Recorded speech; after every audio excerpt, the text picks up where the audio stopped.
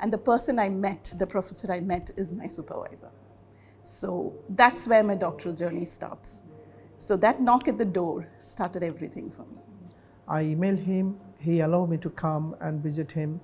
I visited and we were discussing about things. My name's James Burford and I'm from the University of Warwick, and I'm here to tell you about our Searching for a Supervisor project.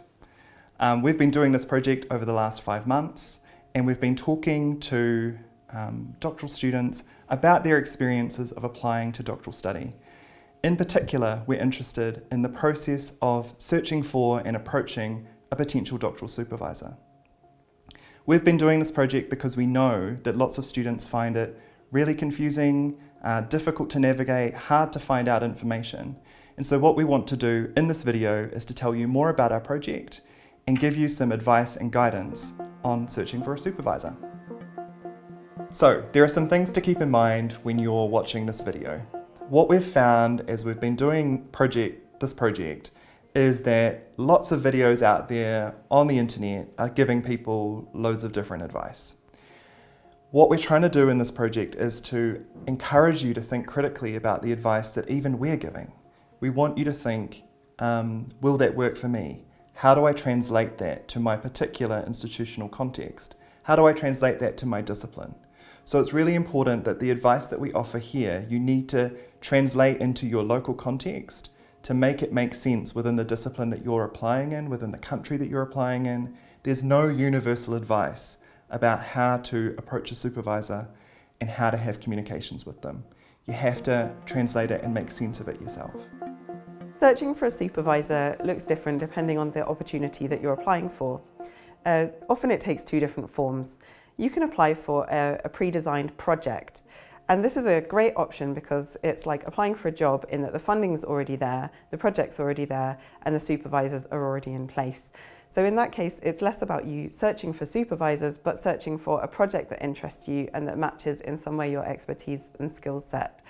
And this is more common in the hard sciences, but does exist also in social sciences and arts, and can be a really great option if you're a bit daunted by proposing your own project out of the blue, and by also trying to find a supervisor to work with you, because it's all set up and you can walk straight into it.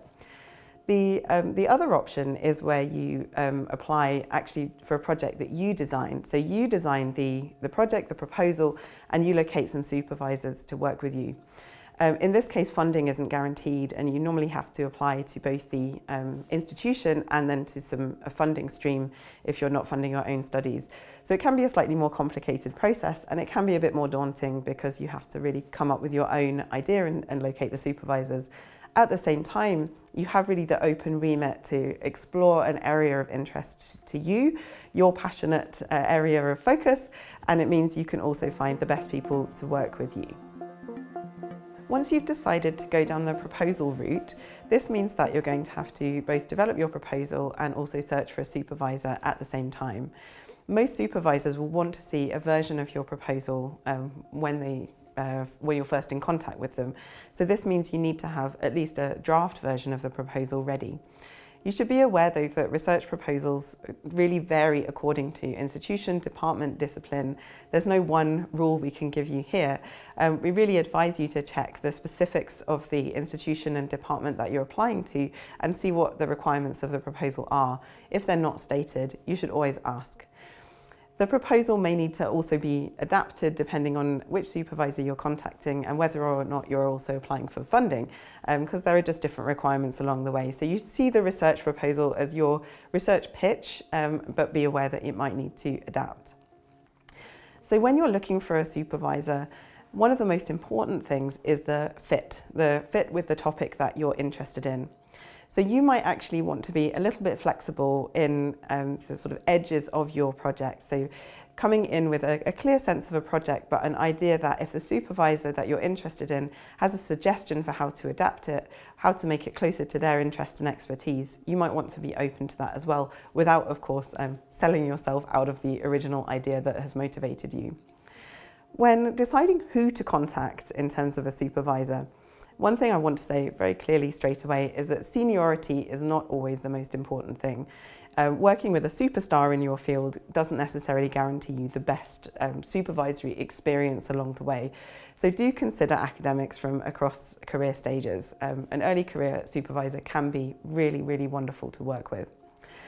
I would say that equally of importance is actually the institution and department that you're applying to work with, as well as the person.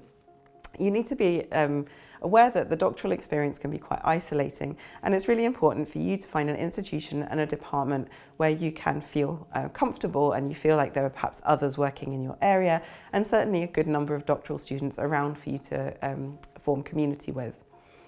When you're actually looking for who that specific supervisor might be, it's a really good idea to browse the profile pages on a department that you might be interested in, especially if you've worked out that department has a lot of specialists in your area.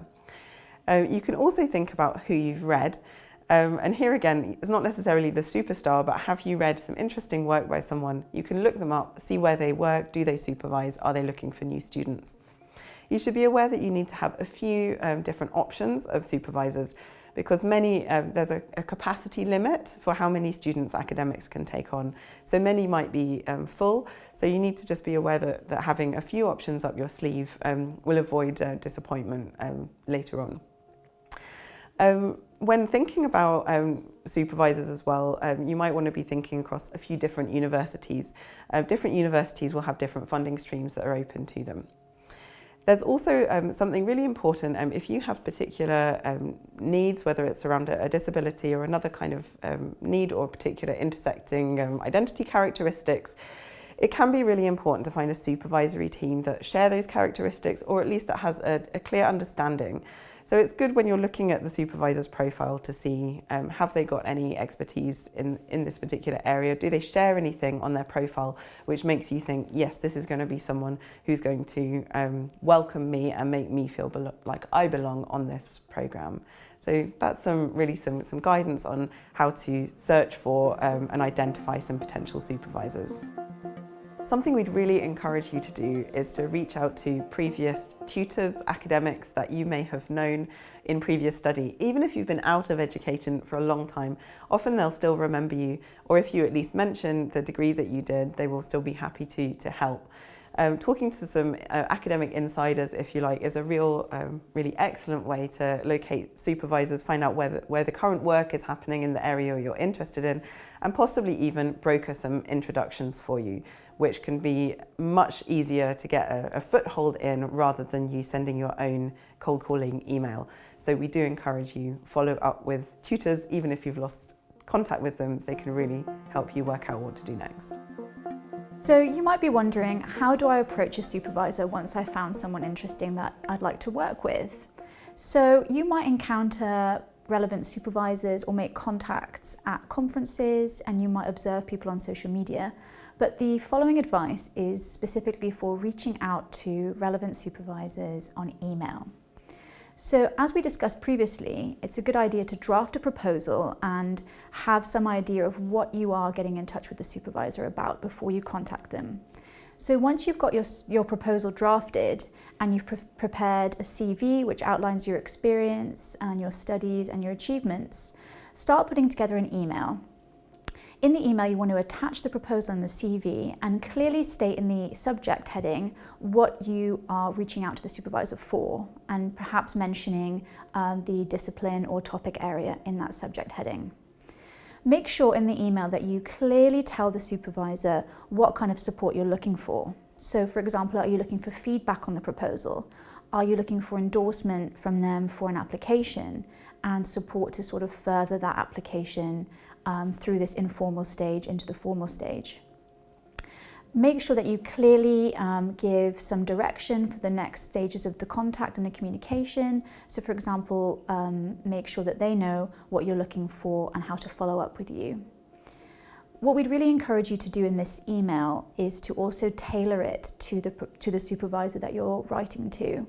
Avoid generic and generalized emails, and avoid sending the same email to everyone in a department, for example. Try and tailor your proposal and the email specifically to the interests of that supervisor.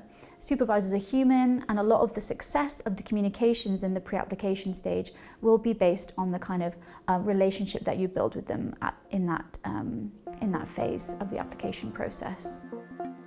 In our research project, we have undertaken interviews and a diary study with the various staff members at our institution who engage in pre-application communication emails. So, for example, receiving them and responding to them.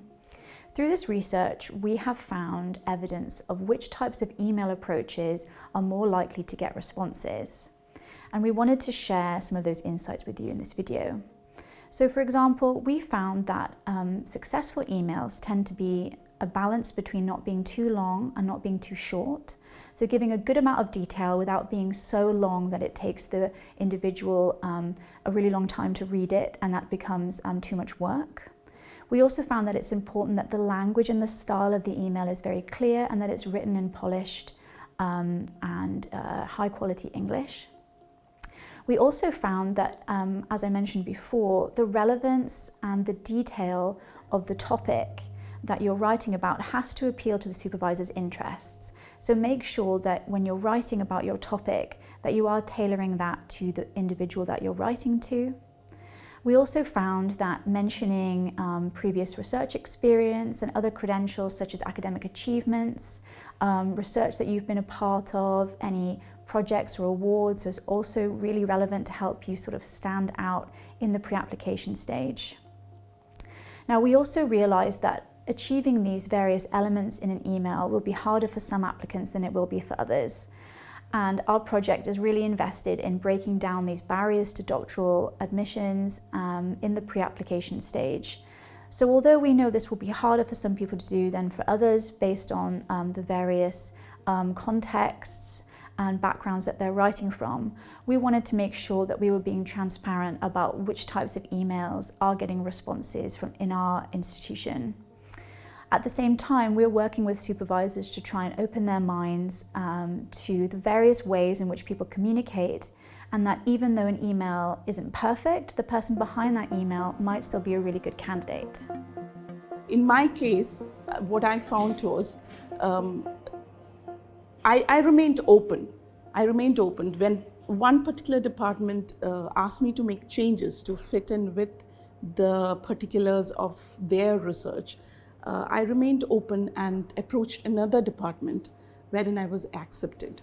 So yes, you should remain open with the comments and everything that comes when you send a research proposal and get a feedback. Having said that, you can remain open to other departments where these proposals will be a better fit. The most important thing that I can emphasize for this process is to ask questions. And that is asking all kinds of questions of all kinds of people. For a start, you're applying to work with a supervisor. You're also applying to work with a department and an institution. So don't forget, you can ask lots of different questions of different stakeholders if you can look on the website and find the contact details. And this can include any accommodations that you might need in terms of disability services or other kinds of support and assistance. It can also include asking questions about funding, what kind of scholarships exist, where do I find that information?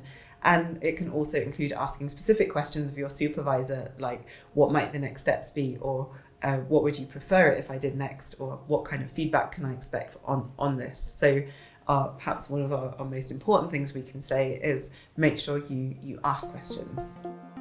If you know somebody already as a good supervisor, or through your friend you know some supervisor, or through other, like you've been in a conference with your supervisor somewhere in the future, maybe he can be your supervisor. So you can communicate in many other ways.